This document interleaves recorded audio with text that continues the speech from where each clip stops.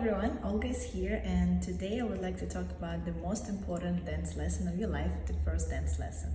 And the goal of this video is to set correct expectations for everyone who is coming to our studio, so you can understand what you will learn and what you cannot learn on the first dance lessons.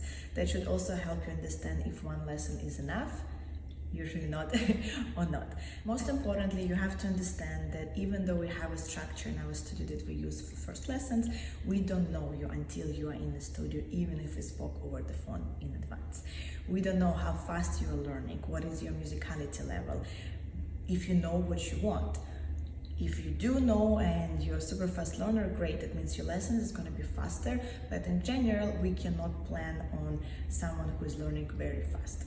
Second is, before learning actual dance moves, we need to cover a lot of other dance basics. And if you never danced before, learning how to dance, I always say it's like learning another language or like learning a piano. We need to learn some other elements before we can start playing or speaking other language. So we need to learn some other elements before we can start dancing. And this is what we will always start our first lessons with. Regardless if you're coming for one lesson of 30, it doesn't really change. We will always have to go over our dance basics. So we'll first show you some basic dance elements, and we will also, through those elements, see how fast you're moving and if you're aware of how to move your body. And you will also learn some tools that will help you to learn actual dances later in the future. After that, since we're mostly talking about partner dancing, we will have to go over other important dance basics like connection, frame, and musicality. When we dance together, we have two partners, we have a leader and a follower, and we do need to explain to you who is the leader, who is the follower, what that means, how we can dance together. And frame and a connection is what makes dance possible, right? Without that, you cannot dance together. You can learn the dance moves, but if you cannot lead them or cannot follow them, you're not going to be able to dance together with a partner. And if you don't know how to connect those moves to the music, and you don't have just the basics of your musicality, what is the beat, what is the tempo of the song, how to apply the different types of steps to different types of music, you won't be able to dance to the music. And most of the people want to learn how to dance to the music, so we need to always cover those elements.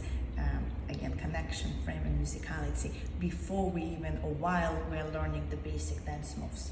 So to summarize, all of this has to be covered in the first lesson, because we cannot just show you the basic step of foxtrot, samba, cha-cha, rumba, salsa, whatever dance you're learning.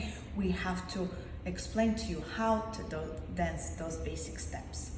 That leads us to the situation that in the first lesson, we usually can learn one or two basic steps. And then only from the second lesson, we can start adding more moves, because from second lesson on, we can start actually learning a little bit more steps.